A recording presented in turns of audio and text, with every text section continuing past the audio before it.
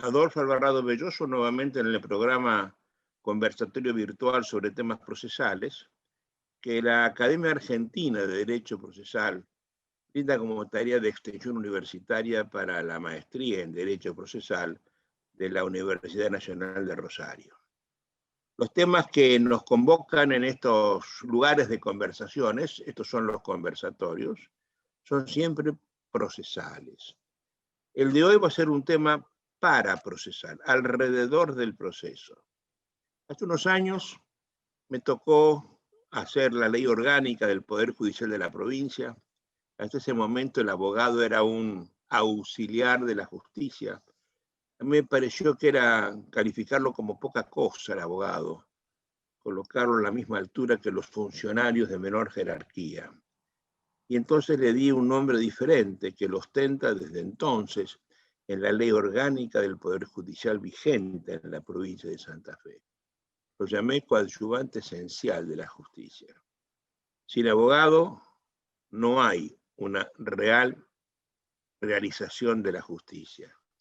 Eso lo han reconocido los pactos internacionales, cuando están exigiendo la presencia efectiva del abogado ante toda persona que sea sospechada, imputada, etcétera, penalmente. Igual ocurre en materia civil. Y con mayor razón en estos tiempos que estamos viviendo. Estamos hablando acá por la vía del Zoom, que ha venido para quedarse. Llevamos ya varios meses haciendo clases, conferencias, cursos, seminarios, cursillos, cursetes, y nos hemos acostumbrado a este Zoom. Esto vino para quedarse. Y también lo hemos copiado en los tribunales. Y hemos empezado, oralidad mediante, devoción por la oralidad mediante, hemos empezado a hacer juicios virtuales por Zoom. Hace un par de meses, un tribunal de una provincia del sur de la Argentina, en un enjuiciamiento por Zoom, hizo una condena importante, 12 años de prisión. El enjuiciamiento se hizo el imputado en la prisión, conectado por internet, por supuesto, el fiscal en su despacho, el abogado en su propia casa, en el despacho de su casa, y cada uno de los jueces en sus propias casas. Y a mí me pareció que eso no era el debido proceso, el debido enjuiciamiento que proclama y prohíja la Constitución. El abogado no estaba al lado del imputado.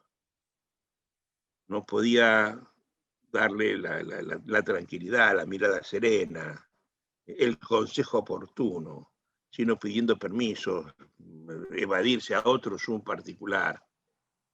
Y me pareció que eso es una suerte de juzgamiento en ausencia o de cuasi en ausencia. Está prohibida desde antaño. La Constitución de Albania, por ejemplo, la prohíbe expresamente desde hace muchísimo tiempo. Y esto me aflige. Y por eso quiero reactivar la persona del abogado, que está siendo olvidada, está siendo convertida en la figura de piedra en las nuevas leyes orgánicas de los poderes judiciales, en los nuevos códigos procesales, en estos modernosos códigos procesales que estamos realizando en el país gracias a la colonización que el anterior ministro de Justicia hizo de las Cortes Provinciales. Por eso la centralidad de hoy va a ser el abogado. Ya hemos hecho otras conversaciones acerca del abogado, pero hoy quiero hacer una charla con el abogado en situación de retiro, el abogado jubilado, el abogado que ejerció la profesión, cual lo ha hecho nuestro invitado de hoy, Luis Anunciata, abogado importante, si los hay, si los hubo en mi ciudad de Rosario, con un notable ejercicio de la profesión. Sigue siendo abogado toda la vida, aún siendo jubilado, no solo porque da el consejo oportuno, sino porque además vela permanentemente por el ejercicio activo de la profesión a la cual pertenece y que hoy no ejerce. Y yo quiero tener algunas reflexiones de un hombre que se ha mostrado como inteligentemente partícipe en esta vida de retiro.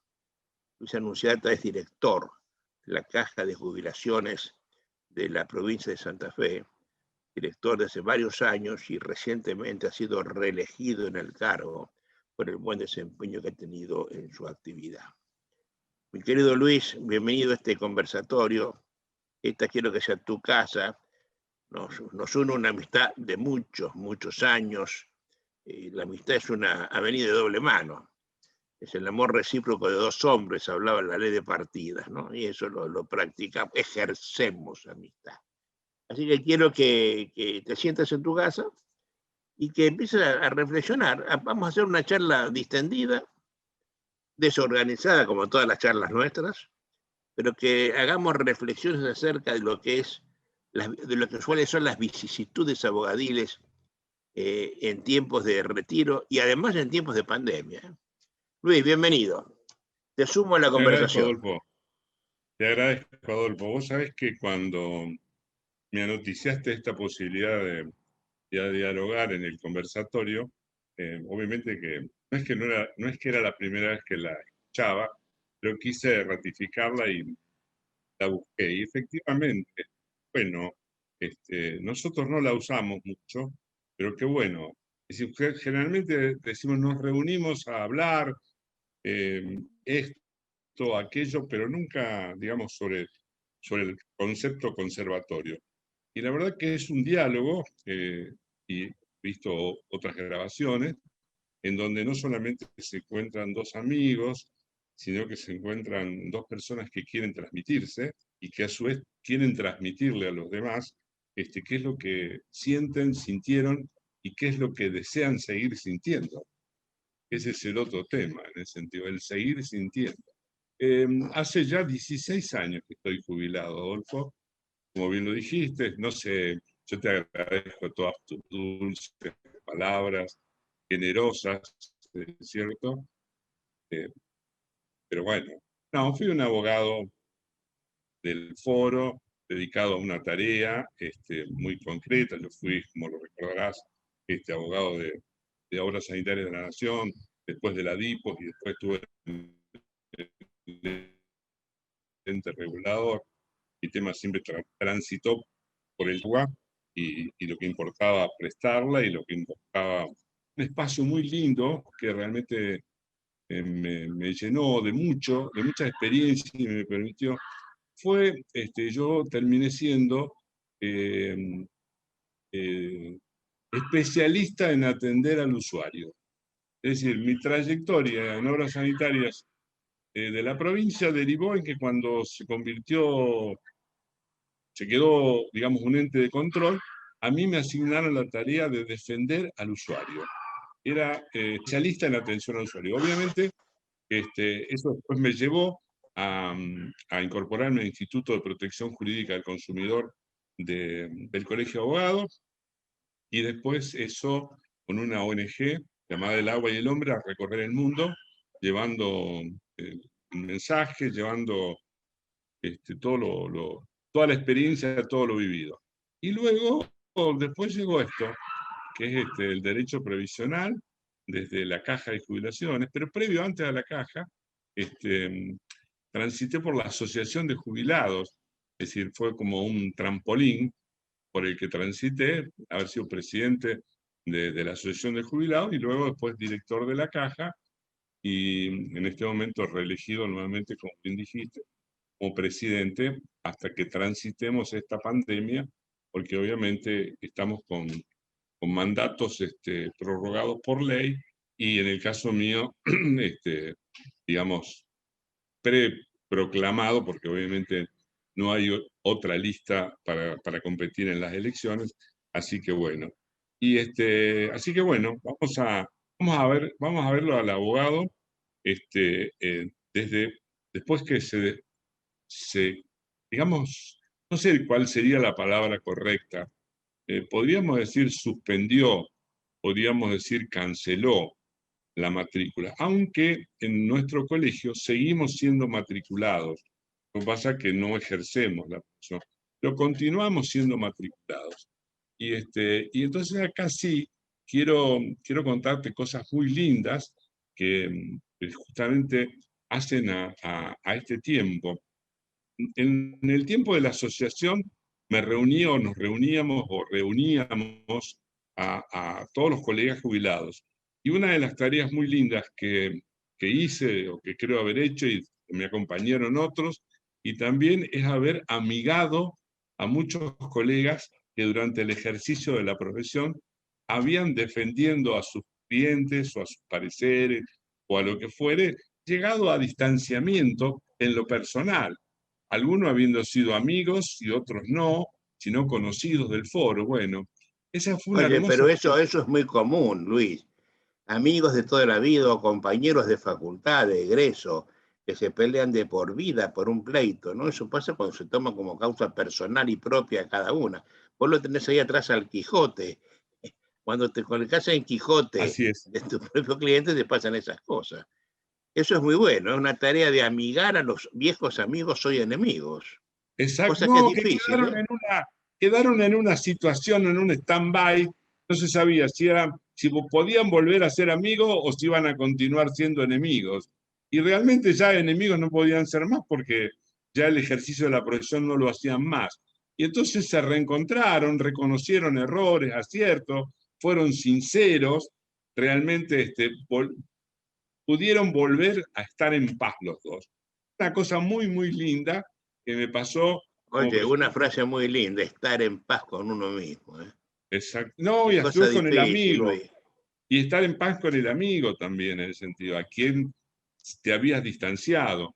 Y eso fue uno de los temas. Otro de los temas que también es la necesidad de seguir asistiendo, ya sea a la justicia, ya sea al colegio, ya sea asistiendo a las instituciones en las que integramos.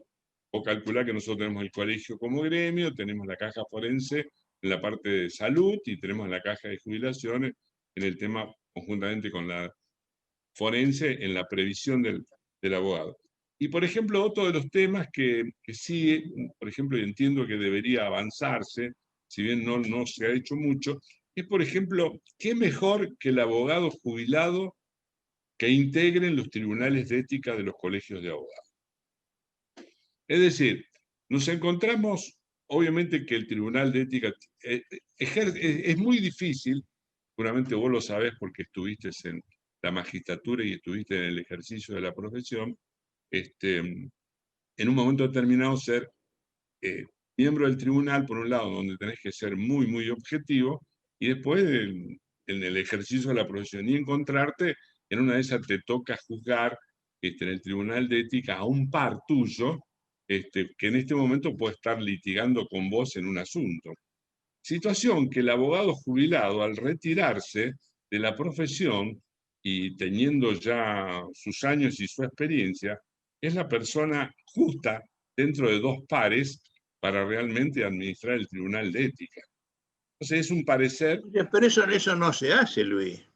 bueno, pero el hecho de que no se haga no quiere decir que no se pueda hacer, No, Adolfo. pero qué buena idea, porque alguna vez lo propusiste, porque las listas se hacen anualmente, se forman las listas para integrar las tribunales de ética.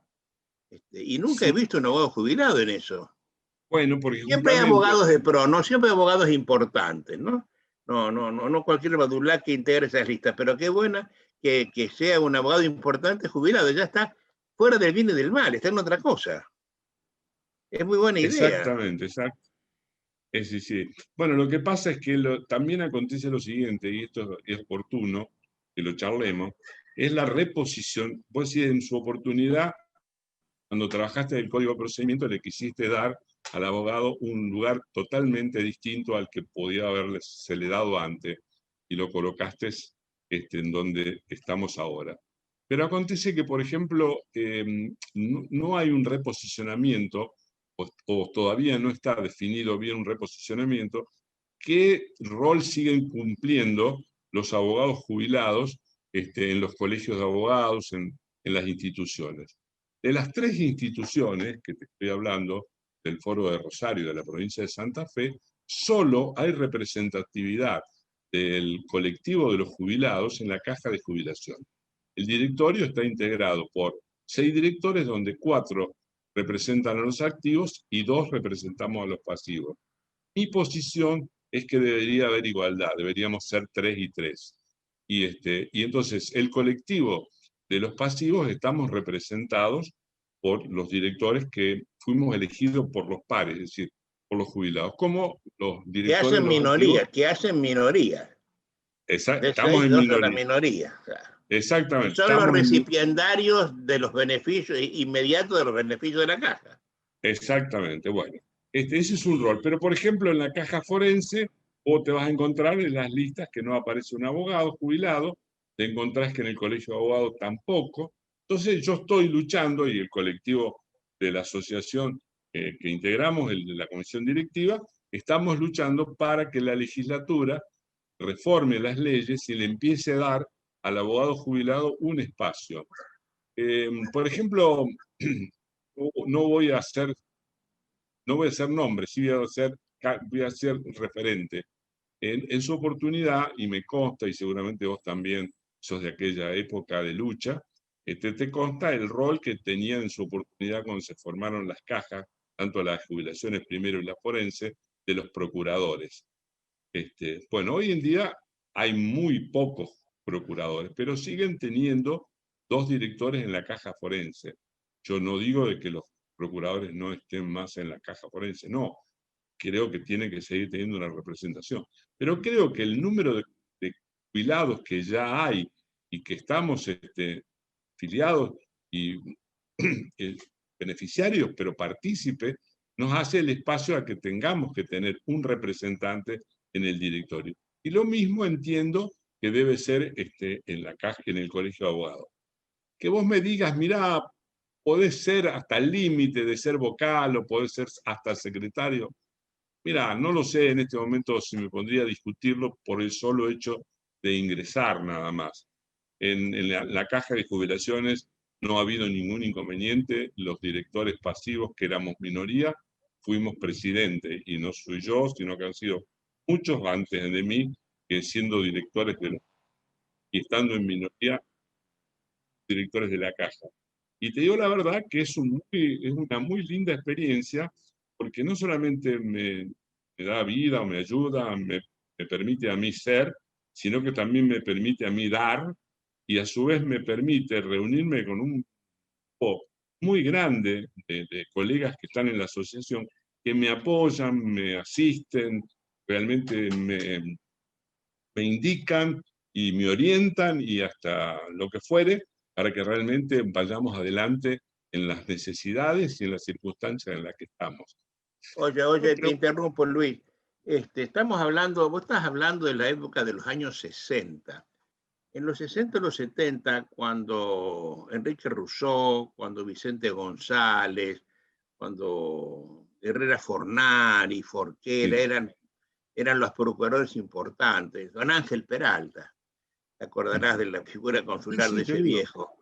Había 360 procuradores. así era.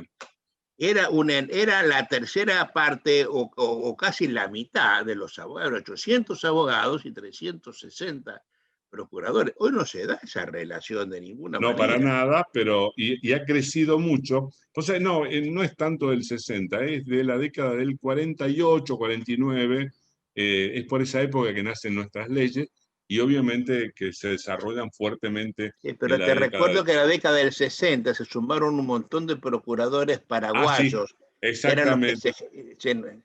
eran muchos los procuradores porque se les daba la Recuerdo, posibilidad. recuerdo, y también los que vinieron de La Plata también, ¿te acordás? También. Que si había Fueron un muchos y montón. duraron muchos años, ¿eh? Duraron 20 Exactamente, sí. años. Sí, sí, fácilmente.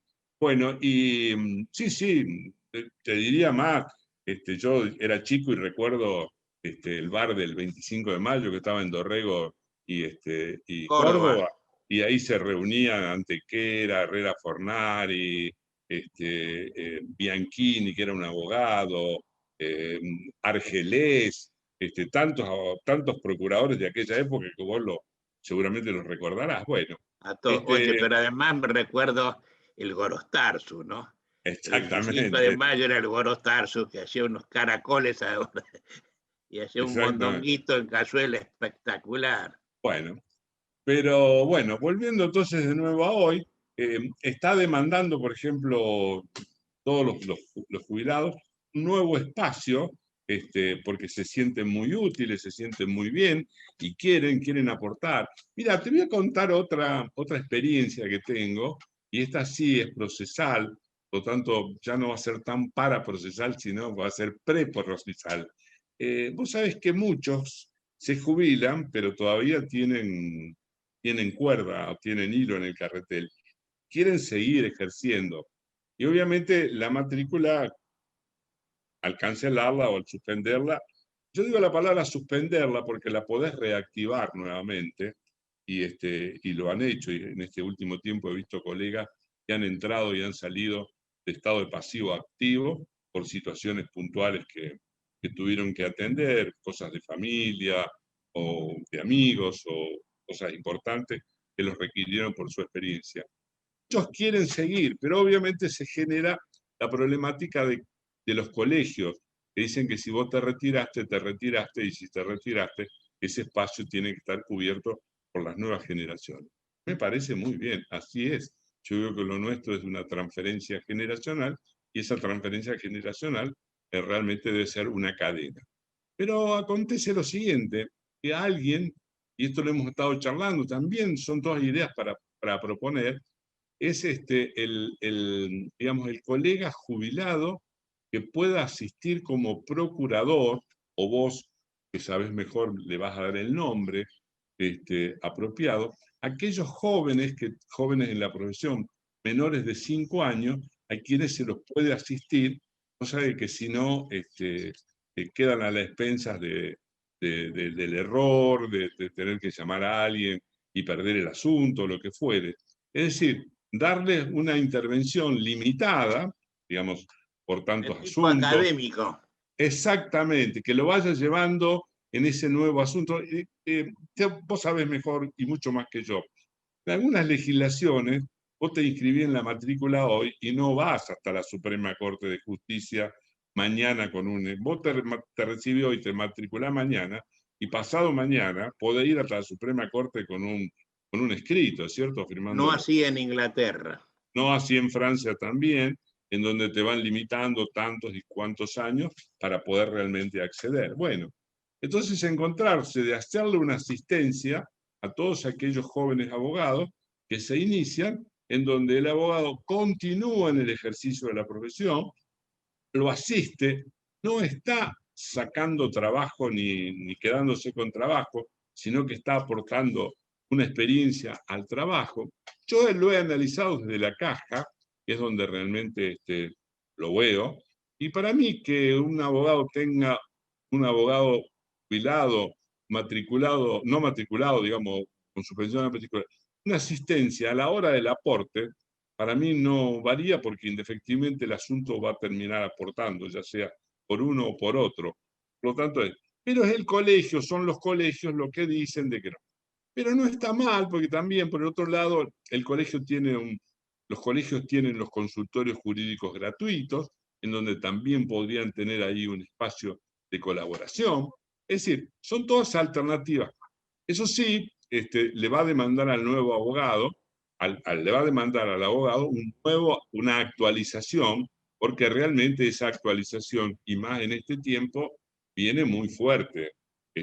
Ya tan solo la informática, de estar actualizado en informática, te digo la verdad que ha descolocado a más de uno. Ni que hablar las reformas y los nuevos códigos que se han incorporado también, como han ido descolocando o descolocándose ante la nueva alternativa. Pero eso no quiere decir de que la experiencia, los años, la madurez realmente que uno tiene, podrá ser distinto o tendrán otro término procesal, tendrá otro, pero el fondo siempre es el mismo, el derecho es el derecho, y realmente la experiencia y la reunión del conocimiento de fondo y realmente su experiencia es muy buen aporte para el colectivo, que somos todos, porque en la última instancia somos todos los abogados, somos todos los que nos recibimos, los que tienen ya muchos años y los que nos jubilamos, les sentíamos.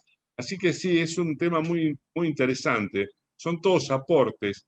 Hoy el hecho de que la vida se ha alargado, el avance de la medicina en todas sus técnicas, ya sea farmacopea, tecnológica, lo demás, nos han permitido llegar a distancias de nuestra vida impensadas en su oportunidad para nuestros abuelos, para nuestros tíos.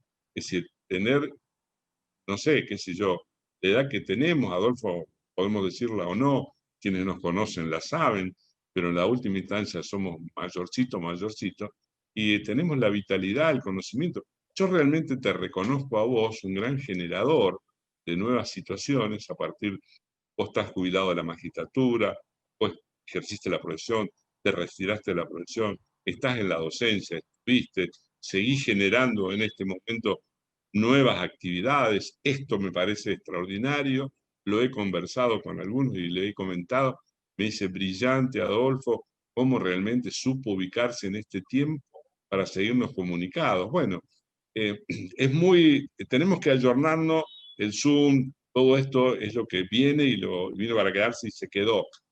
Pero lo que extrañamos es, quizás los chicos después extrañen otra cosa el día de mañana.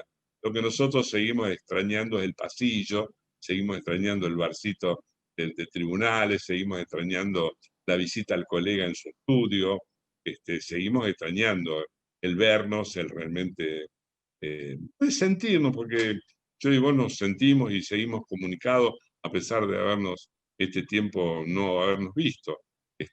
No podemos compartir esos almuerzos ni esa cena virtualmente que no sea mostrándonos.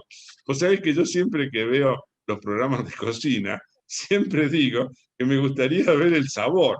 El color lo veo, la confección la veo, realmente todo lo veo. Pero me gustaría compartir y después tomarnos un vinito juntos y podernos contarnos anécdotas. Es muy linda la vida del jubilado en la medida que la querramos ver linda. Es verdad que hay un montón de limitaciones, de verdad se nos empiezan a caer algunas estanterías, hay otras que hay que ajustarlas, hay que defenderlas, pero bueno, es interesante y realmente creo que siempre somos positivos para todos. Yo aporto un granito de arena, creo que vos realmente a la abogacía le has aportado muchos granos de arena en toda tu trayectoria y realmente que hoy nos estés invitando y que realmente estés haciendo esto y que esto tenga la difusión que lográs darle a partir de tus relaciones, es algo muy muy positivo, de lo que te felicito y te agradezco que me hayas invitado. Oye, Luis, ¿cuántos abogados hay hoy en Santa Fe? Santa Fe es una provincia que tiene 3 millones de habitantes, ¿verdad? Rosario, va a ser Sí. más fácil. Rosario con 1.100.000 No, habitantes. yo te cuento, la provincia, nosotros tenemos en la provincia 15.000 abogados matriculados. Ese es el número.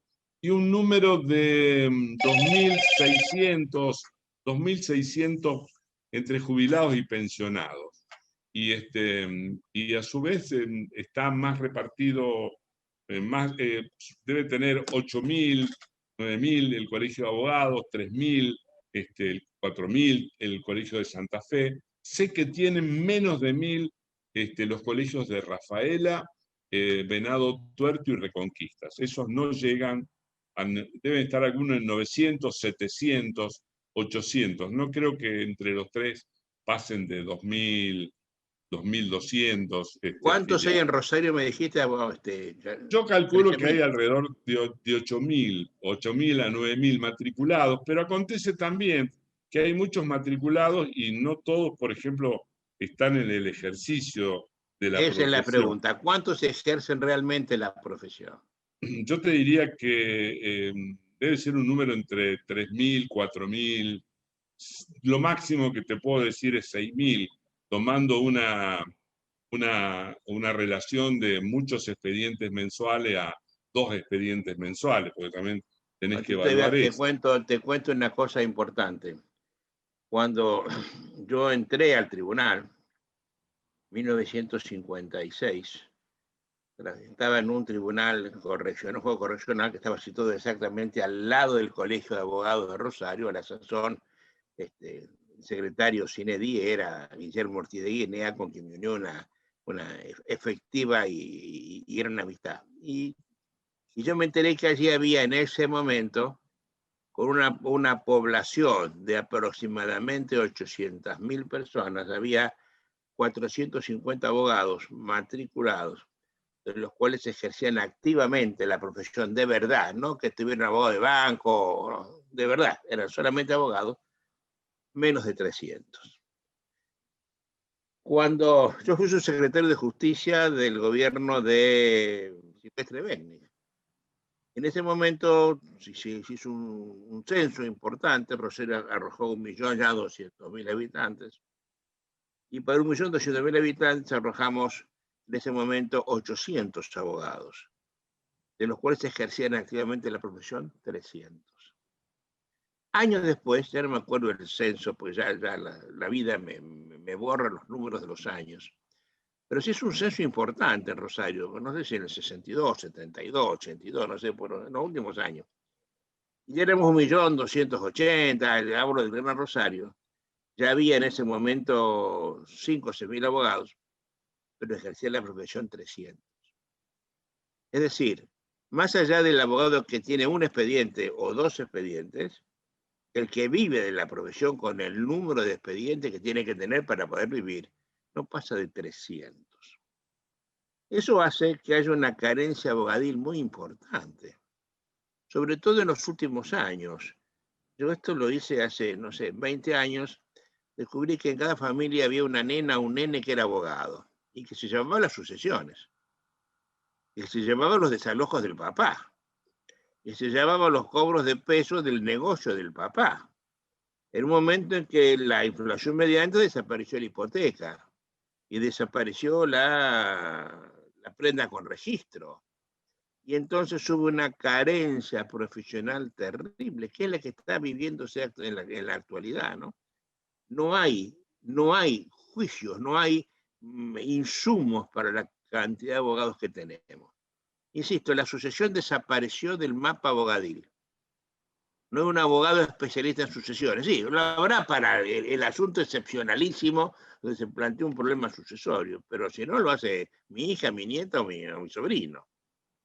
Y eso ha traído una pauperización profesional muy importante, porque además ha logrado, en mi sentir, que muchos abogados tengan que ocurrir a otros lugares para poder vivir.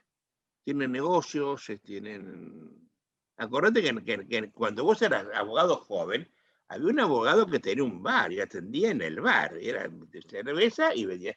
Había otro que era dentista y abogado, pero eran Lo recuerdo, rara avis. lo recuerdo. Una vez litigué con ese colega, estaba en la avenida Alberdi. Y, Rara avis, ¿verdad? Pero sí, sí. haciendo dos negocios, el del bar era precioso, te estaba haciendo un liso y después iba a hacer un escrito judicial. Pero toda esa gente sigue estando en la matrícula y no ejercen la profesión. Bueno, no te Pero imaginas. inciden en los números y en la formación de los equipos directivos. Sí. No Y te imaginas el problema. es una realidad que no tiene diagnóstico, que mucha gente no la ha visto y que no tiene respuesta a los problemas que esto genera. El abogado que aboga sin abogar. Sí, sin que abogar. Sí, es verdad eso. Sí, mira, yo es un tema que trato de no tocarlo porque creo que va mucho más atrás en el sentido, digamos, hay que ir muy atrás.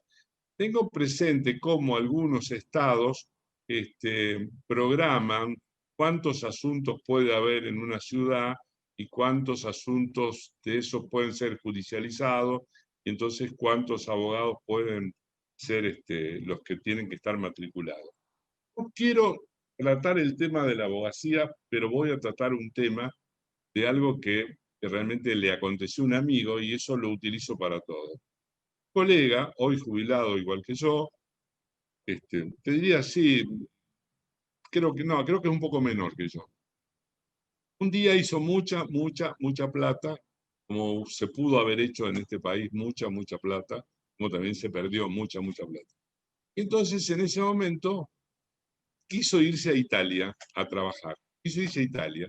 Y entonces, no sé si cerró el estudio, pero agarró todo lo que tenía, lo hizo líquido y se fue. Llegó al puebbo donde era el padre, el abuelo, el tío. Dijo, quiero poner un hotel. Entonces el intendente, el comune, el síndago de la comuna le dijo, no señor, dice, en este pueblo ya hay 2 hoteles. No podemos poner un tercer hotel porque si ponemos un tercer hotel se funden los 3. Bueno, entonces quiero poner una zapatería. No, no puede poner una zapatería porque el pueblo ya tiene 3 zapaterías, están distribuidas.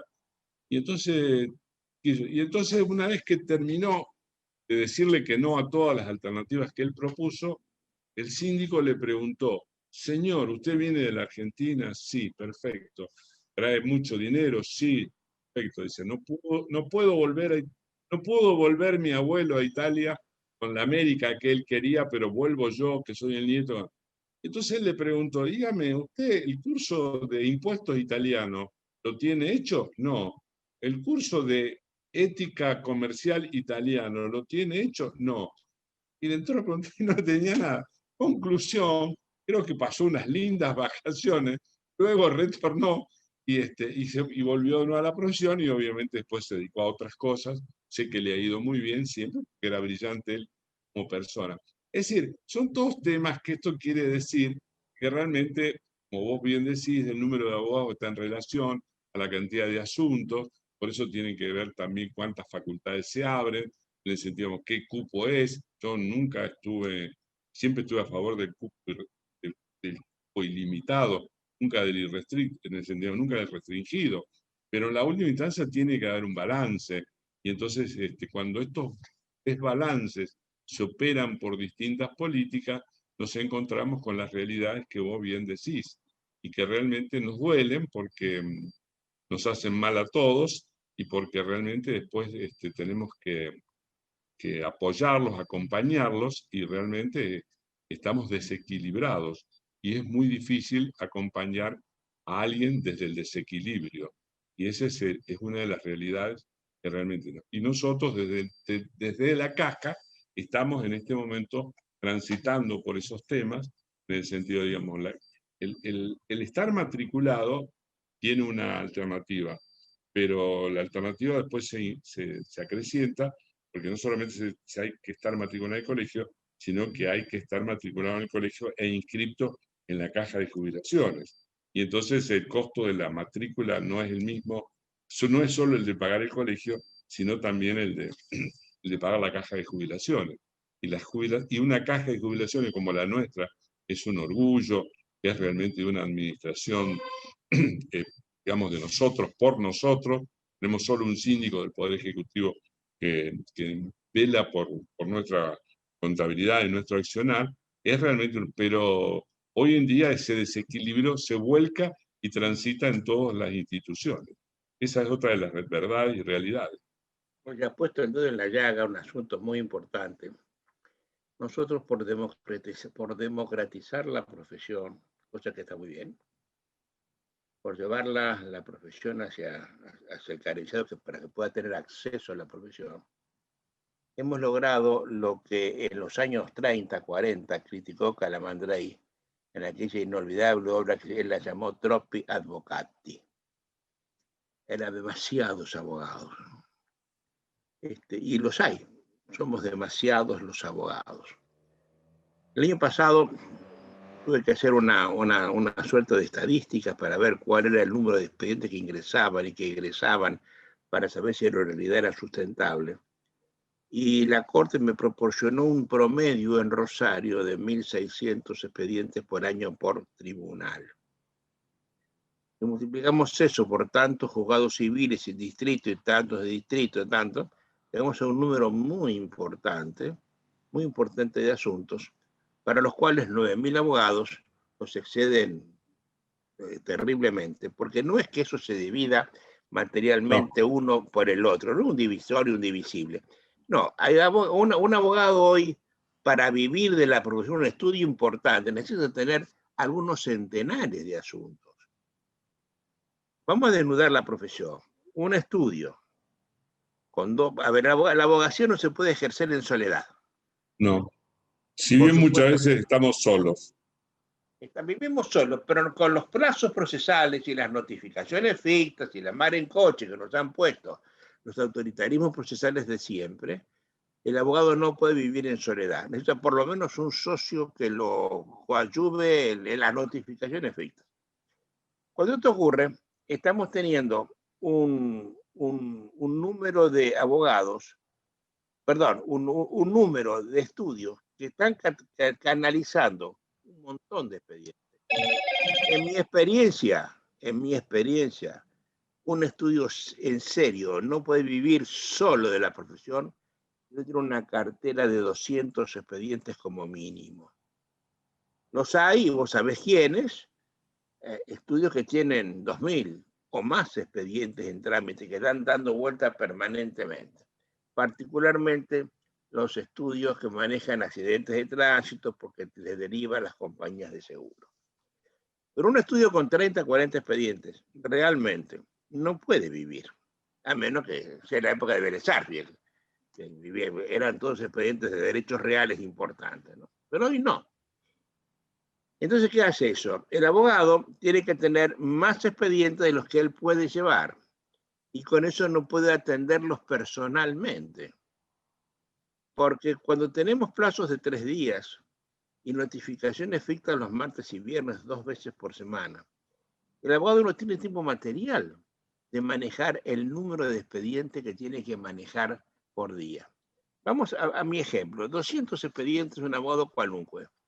En 20 días hábiles, él tiene que mover 10 expedientes por día para que cada expediente se mueva una sola vez en el mes. Para hacer un solo paso en cada expediente durante el mes, él tiene que ver 10 expedientes por día. Él no los tiene el tiempo para hacerlo. Se le va un tiempo infernal en el tribunal, atendiendo gente, atendiendo teléfono, tratando de llevar el peso a su casa, cobrando su honorario. Y además, generando nuevas relaciones. Generando nuevas relaciones. Para que ingresen otros 200 donde está más. La materia prima. Para que ingresen otros 200 más. Entonces, los grandes formadores de la mora somos los abogados. Le echamos la culpa a los jueces y eso también coadyuva en la mora con lo suyo. Pero un abogado en serio no puede ver todos los días un expediente si tiene 200. No lo puede ver. Y esto nadie lo dice, nadie lo diagnostica. Y entonces resulta que tenemos demasiados abogados que no hacen nada y pocos que hacen mucho, tienen las carteras. Y esto genera mora y la mora genera una insatisfacción terrible de la justicia. ¿Cuál es la solución de eso? Nadie lo dice. Nadie lo ha diagnosticado. Nadie te cuenta cuántos expedientes tiene que tener para poder vivir decentemente. Y nadie te dice cuántos expedientes mira por día. Cuando además te ametrallan con notificaciones. Hoy te llega una cédula para expresar agravios en 5 días, otra cédula para contestar una excepción de incompetencia en 3 días, otra cédula para... Y tenés todo, a partir de mañana tenés 2 días, 3 días, cuando los jueces no se les ocurre de 24 horas o 2 horas para contestar alguna cosa. Y entonces nos enloquecen y somos los grandes formadores de la morosidad, ¿no? Y esto no tiene solución, Luis. ¿Sabes que, por ejemplo, si vamos a tomar como reflexión, un ejemplo, vos sabés que en la ingeniería no se puede iniciar más de tantas obras. Y si vos no la concluís a la obra, no podés iniciar una nueva. Podés justificar la demora de alguna que iniciaste, pero realmente no podés tener 40 obras, suponete, un ingeniero, un arquitecto. Podés tener 4 obras, 5 obras, y puedes seguir teniendo otras 4, otras 5 más, en la medida en que va concluyendo la primera o la da por terminada o por inconclusa. Pero a su vez la municipalidad, por el otro lado, te apremia porque toda obra que se inicia tiene que terminarse. Si no, nos encontramos con aquellas viejas estructuras que quedaron. Entonces vos no ves tantas estructuras. ¿Por qué? Porque todo se tiene que terminar. Y entonces acá acontece lo siguiente, que algunos tienen 200 y no les alcanzan y después quieren tomar 200 más. Y ese es el otro. Y los toman, y los toman, y los toman si les llegan, claro. Y entonces ya hay otro que realmente no les llega 1 ni 2. Y entonces ahí está. Si tuviéramos esa historia que yo te decía, que vos realmente bien conocés, en donde para litigar hasta tal grado o hasta tal nivel necesitas profesionales, Entonces quizás en ese sentido podría haber asuntos chicos que podrían ser atendidos por jóvenes abogados y habría un reparto mejor realmente que el que hay hoy. Entonces habría junior, pero que no serían junior dependiendo de la matrícula del jefe, digamos, del dueño del estudio, sino que serían junior dentro de un estudio, pero con el ejercicio tribunalicio. Y entonces ya eso le permitiría antigüedad en un momento determinado para la independencia y o para reunirse con otros y poder realmente aportar y tener una vida digna desde joven, desde maduro, digamos, de adulto, de profesión, y después de retirado. Lo que acababas de decir es verdad, nosotros los tenemos por estadística. Yo te puedo decir en la provincia cuántas boletas de iniciación de juicios ingresaron año por año, porque obviamente en la caja está. Y venimos en un retroceso de expedientes. Creo recordar 300 y algo mil en algún momento y después recuerdo 218.000. Sentíamos una bajada muy grande. Bien, algunos pueden decir, no, pero es que las nuevas alternativas de litigio, llámese mediación, llámese Ministerio de Trabajo, llámese planes barriales, es decir, eso las oficinas municipales, las OMIC, las oficinas municipales del consumidor, han abierto toda una alternativa, entonces no todo se concentra en tribunal. Es todo trabajo, pero realmente es decir, venimos bajando el número de boletas de iniciación. Y lo que acontece, y esto es lo interesante que yo quiero admitir, que es lo siguiente, es decir, el que se jubiló por muchas razones, pero hay una razón que la tenemos todos, y es que todos tenemos más de 65 años.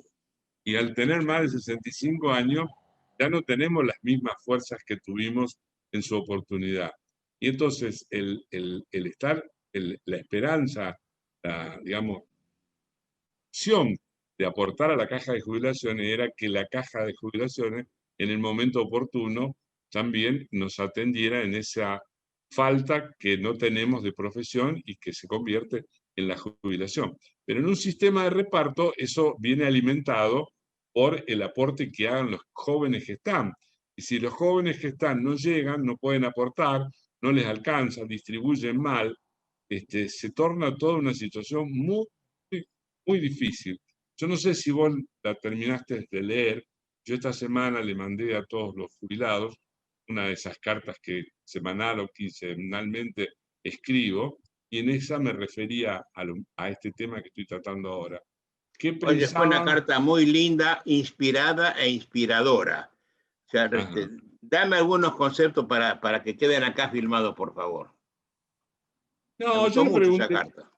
le preguntaba, entonces, acordate que hubo una primera que hablé de la solidaridad en el momento oportuno para que sea siempre solidaridad, porque la solidaridad no oportuna es insolidaridad y con insolidaridad no podemos vivir. Nosotros tenemos que vivir con una sociedad solidaria, atendiéndonos y dando por los demás.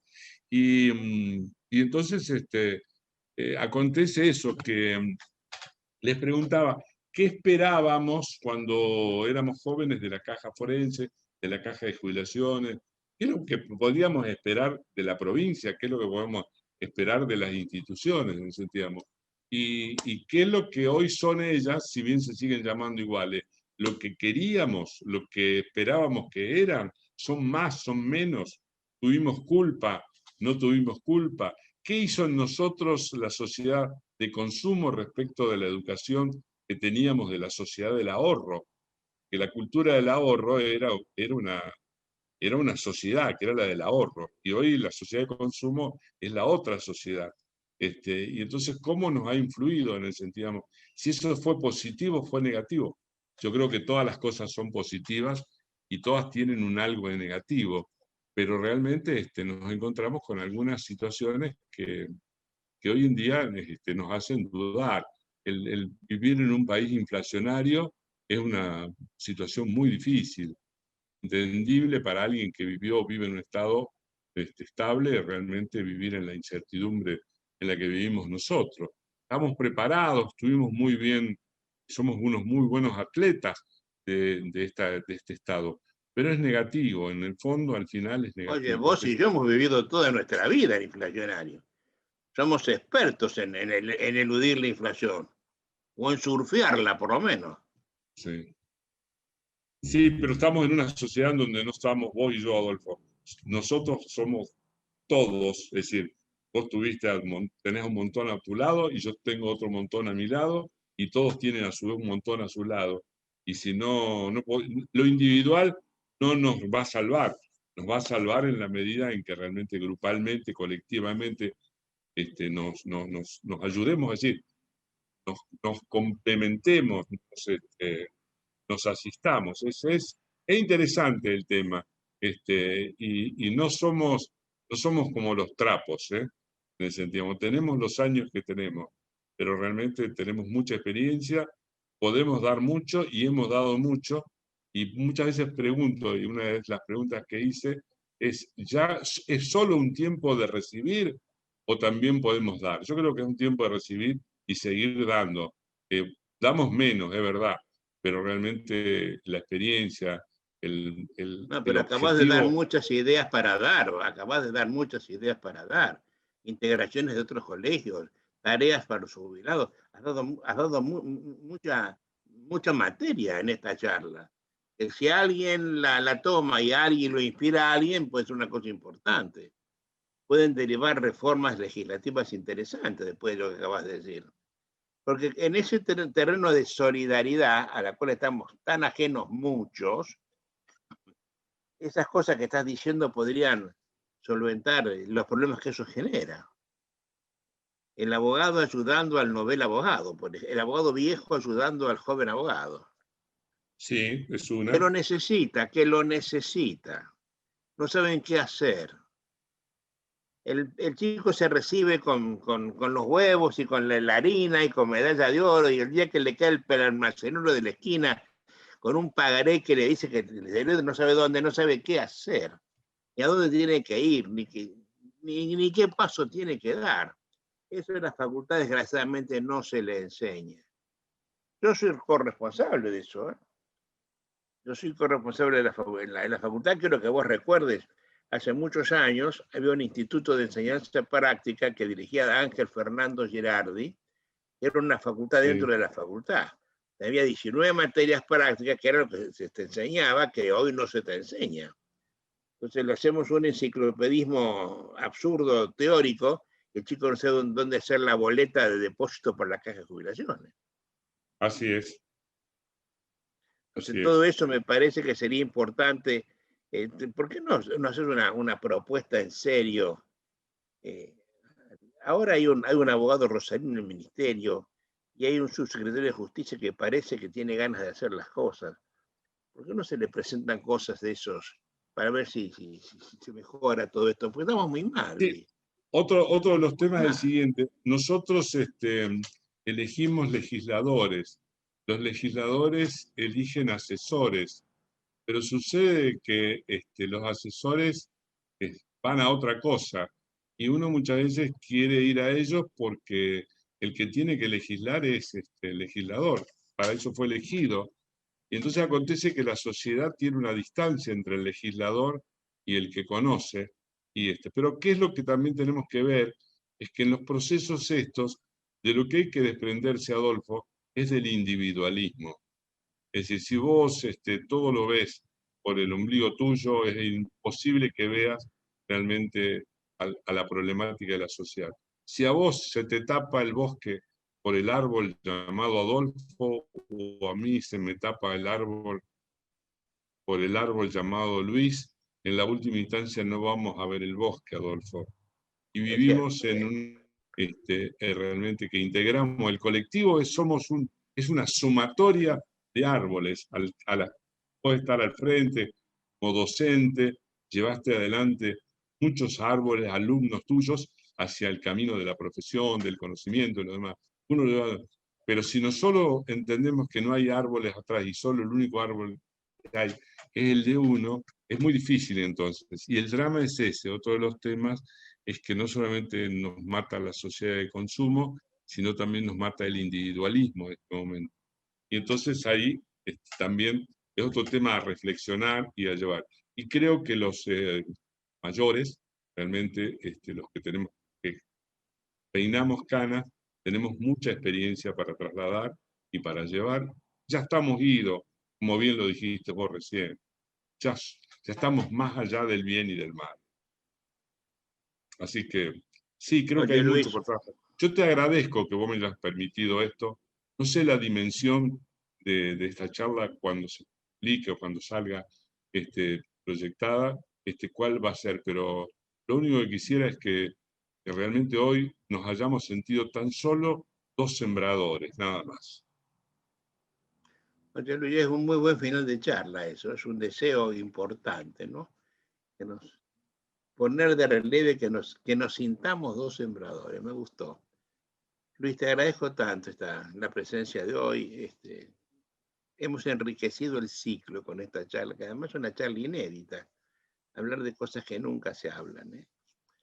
Luis, No, y dejo de algunos un platitos minuto final para que de para educación. un mensaje a la gente joven que algún día llegará a donde estamos nosotros. Un minuto final para despedirte, para que digas lo que quieras como mensaje tuyo en la juventud. Muy, muy simple, muy simple. El mensaje es que tengan mucha esperanza, que realmente el camino es duro, pero realmente tiene un hermoso final y que realmente no hay que salirse, que las picardías no sirven, que las trampitas, que un montón, que hay que transitar el camino que hay que transitar, la ética, la moral, la investigación, el estudio, el respeto, realmente, y que al final se recoge, y se recoge mucho, y realmente eso ayuda ante la falta que uno muchas veces ya tiene, porque los años algunas cosas te han quitado. Luis, un abrazo fuerte. Lo mismo Gracias para por vos, la Adolfo. presencia de hoy y hasta siempre, como siempre. Como siempre, Adolfo.